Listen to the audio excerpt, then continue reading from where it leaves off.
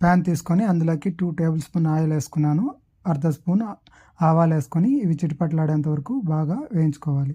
తర్వాత ఒక స్పూను ఉద్దిపప్పు, శనగపప్పు అందులోకి వేసి అవి గోల్డెన్ కలర్ వచ్చిన తర్వాత అందులోకి ఒక పెద్ద ఉల్లిగడ్డ తీసుకొని దాన్ని బాగా సన్నగా తరుక్కొని ఇలా వేసుకోవాలి. అందులోకి ఒక half table spoon salt add చేశాను. తర్వాత ఒక రెమ్మ కరివేపాకు అందులో వేసాను. వేసిన తర్వాత 4 పచ్చిమిరపకాయలు చీలికలు చేసుకొని అందులో వేసుకోవాలి. వేసి బాగా ఇలా ఫ్రై చేసుకోవాలి.